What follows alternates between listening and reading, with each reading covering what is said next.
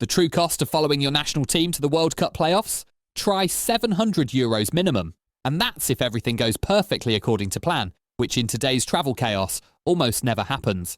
Those numbers are staggering, especially when you consider we're talking about some of the most experienced away game travellers getting completely blindsided by these costs.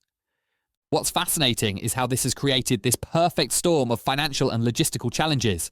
You've got basic flight prices starting at €460 round trip, hotel rooms quintupling in price within days, and fans stuck in this impossible waiting game for ticket confirmation. The timing aspect really adds another layer of complexity, doesn't it?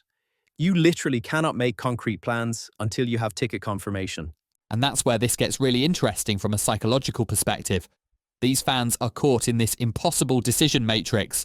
Book early and risk losing money if plans fall through, or wait and potentially pay astronomical prices that could fund a small vacation. The stories I'm hearing about how people are coping with this are absolutely wild. Some fans are setting up multiple devices with price alerts, joining specialized WhatsApp groups just to track flight prices. Oh, the creativity is remarkable. I've been tracking some of these alternative travel routes, and they're fascinating. Like that example of saving €330 by adding 4 extra hours of travel time each way. Routes that look like something out of a conspiracy theorist's corkboard. Well, that's something that often gets overlooked in these discussions. The hidden costs beyond just flights and hotels. Exactly. Let's break it down. You've got your ground transport in both cities, food for multiple days, match day expenses, and let's be honest, if you're travelling for a World Cup playoff match, you're probably going to want to enjoy a few pints with fellow fans. We're seeing total trip costs easily hitting €1,000 or more. The way fans rationalize these expenses is quite remarkable, though. I've heard people breaking it down to cost per minute of actual match time. That's my favourite kind of football fan mathematics. It's only £20 per minute of football. But here's what's really fascinating. This situation is forcing fans to become incredibly sophisticated in their travel planning. I've seen spreadsheets tracking price fluctuations that would make a hedge fund manager proud. The level of detail some people are going into is extraordinary. It's almost like planning a military operation. And it's not just about finding the cheapest routes anymore.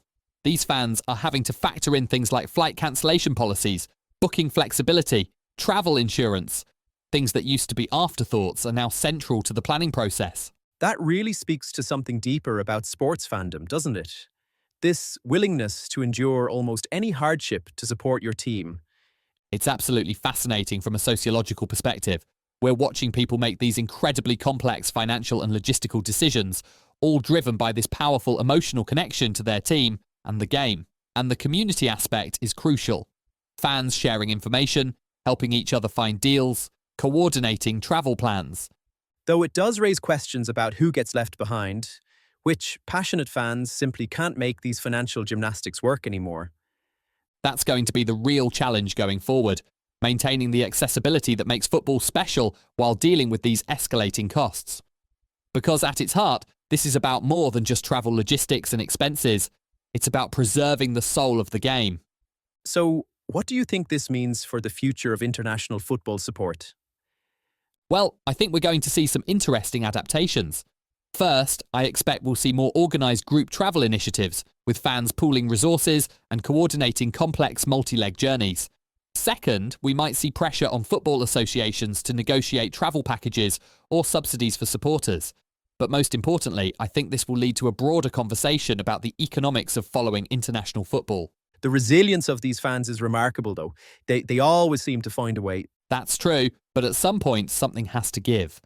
Whether it's the airlines adjusting their pricing strategies for major sporting events, or football organisations taking a more active role in supporter travel, this current situation isn't sustainable. The beautiful game needs its travelling supporters.